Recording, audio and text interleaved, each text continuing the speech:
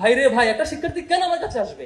আমি কিছুদিন আগে বলছিলাম, বেশ কয়েকটা মানে বন্ধু সংগঠন, বামপন্থী সংগঠনের আলোচনা করছিলাম। একজনকে বলছিলাম যে ভাই, আপনি 5 আগস্টের পর থেকে ওপেন স্পেসে যে পরিমাণ শিবির নিয়ে আলোচনা করছেন, অ্যানালাইসিস করছেন এবং এনডি শিবির মিছিল প্রোগ্রাম করছেন, ঠিক তার অর্ধেক পরিমাণ সময় যদি দিতেন, আপনার রিক্রুটমেন্ট অন্তত 50% বাড়তো, কয়েকটা স্কুলে আপনার কাজ করতো। কিন্তু আপনি সেটা করেন নাই। আপনি করছেন কেমন একটু পর সাদিক কায়েম পাকিস্তানি স্লোগান দিতে হয় সে চিন্তা করছেন, আপনি কখন আরেকজনের এজেন্ডা বাস্তবায়ন করতে ঠেকাইতে হয় সে চিন্তা করছেন। দিন শেষে আপনার স্কুলে কাজ নাই, আপনার কলেজে কাজ নাই, আপনার রিক্রুটমেন্ট বাড়ে না, একটা কমিটি বহুদিন টিকে থাকে, আপনি এটা নিয়ে ভাবেন না কেন? ভাই আমি নিজেকে নিয়ে ভাবি না। আমরা ছাত্র শিবির এটা একটা উল্টা স্ট্যান্ড নিছি। আমরা চিন্তা করেছি কে আমার বিরোধিতা করলো কে করলো না এটা ম্যাটার করবে না, আমি বড় ছাত্র রাজনীতি নিজেদের আমার নিজের আমি তাকে কি সেল করতে চাই।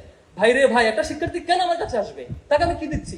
ভাই তুমি আসো, আমার কাছে এই রিসোর্স আছে, আমি তোমাকে এটা ফরওয়ার্ড করবো, তুমি আমার রিসোর্সকে, তোমার ক্যারিয়ার ডেভেলপ হবে, ফিউচার তুমি এটা করো, তোমার আমি দেখাইতে চাই, এক্স্যাক্টলি এটা দেখাইতে হবে। আরেকজনের বিরোধিতা করবো সেজন্য তুমি আসবা? কোনো বিশ্ববিদ্যালয়ের শিক্ষার্থীর ঠেকা পড়ে নাই আপনার রাজনৈতিক এজেন্ডা বাস্তবায়ন করার জন্য এখানে আসবে। বিশ্ববিদ্যালয়ের শিক্ষার্থী তখন আসবে যদি এখানে আসলে পরে সে ভালো কিছু পায়। আপনি ইলেকশন করবেন, আপনি বড় বড় বক্তৃতা দিবেন, আপনি রাজনৈতিক এজেন্ডাকে হাজির রেখে আপনাকে লিডার বানাবেন, সেজন্য আপনার সেবাদাস করার জন্য কেউ আসে নাই। আরেকটা মেজর প্রবলেম সেটা হচ্ছে রাজনৈতিক দল একটু বড় হওয়ার পরে চিন্তা করি সুপিরিয়র প্ল্যাটফর্মকে কেন সেবা করা যায়।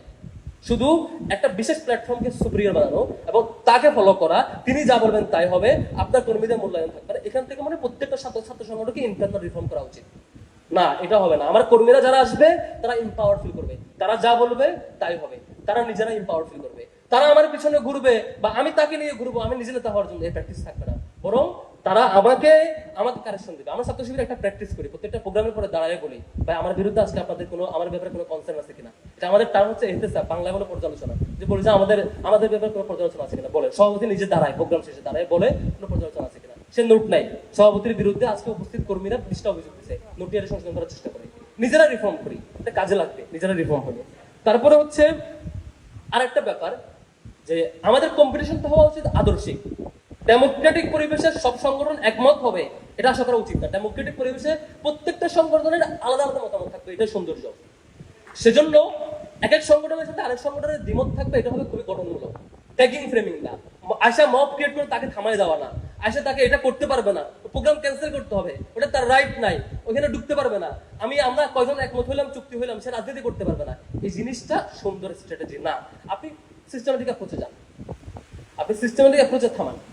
আপনি তার বিরুদ্ধে, যেমন ছাত্র শিবিরের বিরুদ্ধে নাকি অনেক অভিযোগ ঢাকা বিশ্ববিদ্যালয়ে, আমি বারবার করছি ঢাকা বিশ্ববিদ্যালয় ছাত্র শিবিরের ব্যাপারে স্পেসিফিক অভিযোগ কি বলেন।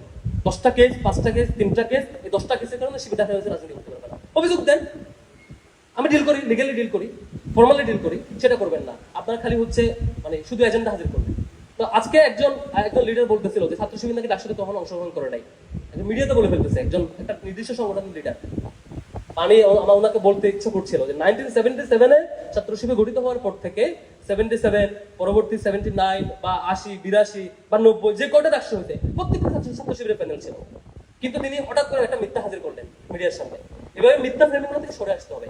তথ্য নির্ভর সঠিক তথ্য বলে কম্পিটিশন আসেন, তাইলে মানে সঠিক কাজটা হবে।